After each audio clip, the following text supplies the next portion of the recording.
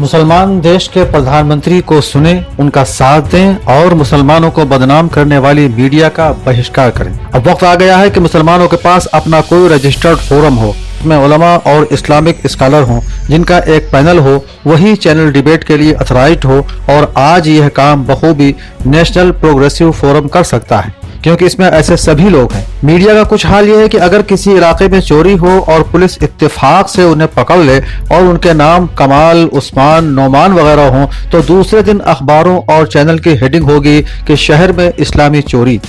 और जब मीडिया से यह पूछा जाए कि आपने यह हेडिंग क्यों दी, इसका इस्लाम से क्या ताल्लुक, तो वो बड़ी मासूमियत से कहेंगे कि साहब, वह चोर जो पकड़े गए हैं उन सभी के नाम मुसलमान हैं, इसलिए यह इस्लामी चोरी नहीं तो और क्या है। जबकि किसी एक धर्म के लोग हर रोज चोरी करते, कत्ल करते, बलात्कार करते, भ्रष्टाचार करते पकड़े जाते हैं, लेकिन धर्म के नाम पर उनका कभी मीडिया ट्रायल नहीं होता। लेकिन एक विशेष धर्म का कहीं नाम आया और चैनल अपने अपने काम में लग गए और मुस्लिम नुमा मुसलमानों को बैठाकर दिन भर बहस मुबाहिसा करने लगते हैं कि कुरान में यह लिखा है, हदीस में यह लिखा है, सुन्नत यह है, वगैरह वगैरह।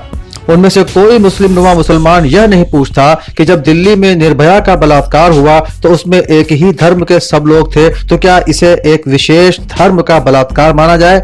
आशाराम जैसों का कृत्य क्या किसी धर्म का कृत्य है?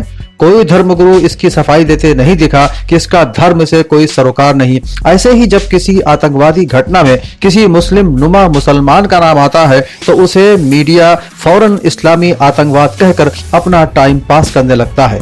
लेकिन जब झारखंड और छत्तीसगढ़ जैसे इलाकों में सैकड़ों जवान मार दिए जाते हैं तो कभी किसी धर्म से इस आतंकवाद को नहीं जोड़ा जाता। यह सब इसलिए कि आज हमारे पास कोई ऐसा फोरम नहीं है जिसकी बात मुस्लिम वॉइस करार पाए। आज जब देश मुश्किल वक्त से गुजर रहा है, देश के प्रधानमंत्री अपने सभी देशवासियों को इस महामारी से बचाने के लिए जो बन पड़ रहा है वो कर रहे हैं, लेकिन मीडिया हमेशा की तरह देश के प्रधानमंत्री का साथ देने के बजाय कोरोना का इस्लामीकरण कर रहा है। निजामुद्दीन पैरामेडिकल डॉक्टर्स या नोएडा के अस्पताल की जो खबरें एक धर्म विशेष से जोड़कर दिन रात बहस कर रहा है, जबकि यह वैसे ही कृत्य हैं जैसे सभी धर्मों के लोग हर रोज करते रहते हैं। लेकिन मीडिया कहीं इसे छिपे कहकर परिभाषित करता है और कहीं फंसे कहकर परिभाषित करता है, जबकि चैनल के अपने कुछ प्रायोजित मुस्लिम नुमा मौलवियों को छोड़कर सभी मुसलमान, मुस्लिम उलमा और दानिश्वर इस पर एक मत हैं कि कोरोना का कोई मजहब नहीं, वह जितना हिंदुओं के लिए जानलेवा है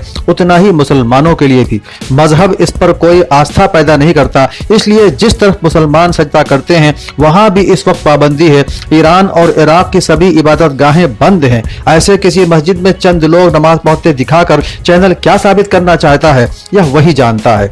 देश का हर मुसलमान अपने देश के प्रधानमंत्री में आस्था रखता है। इस कठिन दौर में वह पूरी तरह से उनके साथ है। सभी मुसलमान, इस्लामी स्कॉलर और उलमा इस एक बात पर भी एकमत है कि जो देश हित के विरुद्ध काम करे, इस कठिन दौर में प्रशासन, डॉक्टर्स और सरकार का सहयोग न करे, उसके खिलाफ मीडिया ट्रायल करने के बजाय कानून के तहत कठोर से कठोर कार्यवाही की जाए, चाहे उनके नाम मुसलमानों जैसे ही क्यों न हो। सब इस एक बात पर भी एकमत है कि जो स्पॉन्सर्ड IT सेल द्वारा इस्लाम को बदनाम करने के लिए वीडियो जारी किए जा रहे हैं, उनके खिलाफ सबसे पहले कठोर कार्यवाही की जाए। मुसलमान दिखने वाले मुस्लिम वीडियो की तस्दीक नेशनल प्रोग्रेसिव फोरम के इस्लामी स्कॉलर और उलमा से पहले करा ली जाए, तब उन्हें मुस्लिम वॉइस करार दी जाए। इसलिए आस्था से ऊपर उठें, सरकार का साथ दें, ऐसे मीडिया से बचें, प्रधानमंत्री की सुने, अपनी भी सुरक्षा करें और दूसरों को भी सुरक्षा दें।